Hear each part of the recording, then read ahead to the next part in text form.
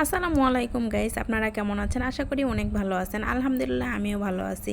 যে বিল থেকে মাছ নিয়ে এসে কাটাকাটি করতেছি। আর হ্যাঁ, এখন কি হয় জানেন, স্বামী বউ বিপদে পড়লে বিপদ থেকে রক্ষা করবে কে? বউয়ের বাপের বাড়ির লোকে।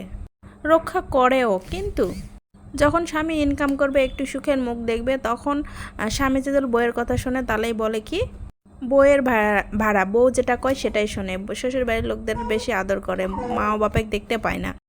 যখন সুখে থাকবে তখন কিন্তু বাপ মায়ের দেখতে হবে, শ্বশুর শাশুড়ি কাজ দেখা যাবে না। বাপ মায়ের দেখার পরে চলে একটু ত্রুটি হয় তাহলেই বলবে দেখিস তোর কি হবে, শেষ বয়সে তোর ছেলে মেয়েও তোকে দেখবে না। আর কত কি বলবে সেটা তো আপনারা জানেনই। আচ্ছা আপনারাই বলুন, শ্বশুরবাড়ির বউয়ের বাপের বাড়ির লোকেরা খালি শুধু বিপদের সময় থাকবে, সুখের সময় কি পাশে থাকবে না? তাদের তাদের কি সম্মান আপ্যায়ন করা কি অপরাধ? না। কিন্তু সেটা তো সে বোঝে না। যখন সুখের সময় তখন যেন না দেখে, তখন স্বামীর বাপ মাইকে দেখতে হবে, শ্বশুর শাশুড়ি দেখা যাবে না। দেখলেই বিভিন্ন ধরনের বিভিন্ন কথা শুনতে হবে। আবার এক প্রকার অভিশাপও দিয়ে ফেলে অনেকেই।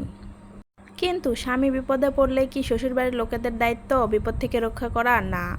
বাবা মা, বউ, শ্বশুর শাশুড়ি সবারই দরকার বিপদ থেকে রক্ষা করা, কিন্তু তা তো করে না। আপনারা আবার মনে করেন না আমার ক্ষেত্রে এটা হচ্ছে, আমার ক্ষেত্রে না, এখনকার যুগে এখন এরকমই হয়। এই জন্যই আমি কথাগুলো বললাম। এই যে আমি রান্না করতেছি আজকে ডিম দিয়ে আলু পটল আর কচুরমুখিতে ঝোল আর লাল শাক।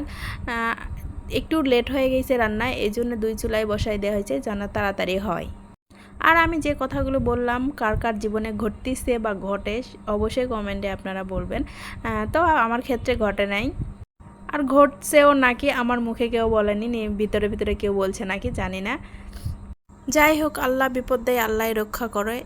আপনারা যদি কেউ বিপদে পড়েন অবশ্যই আল্লাহকে স্মরণ করবেন। আল্লাহ ছাড়া কেউ রক্ষা করতে পারবে না। আর যারা রক্ষা করে তারা সাময়িক কিছু হেল্প করে। তো এই যে আমার ডিমের তরকারি হয়ে গেছে।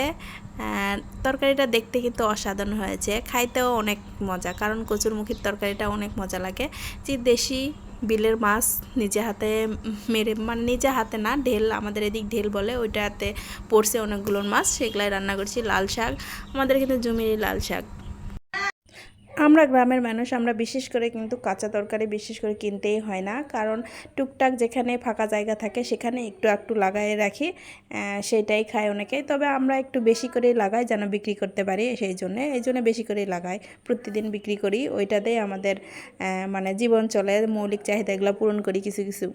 তো আজকের ভিডিও এ পর্যন্ত। আমার ভিডিওতে কোনো ভুল ত্রুটি থাকলে অবশ্যই তো কমেন্টে বলে দিবেন, শুধরানোর চেষ্টা করব।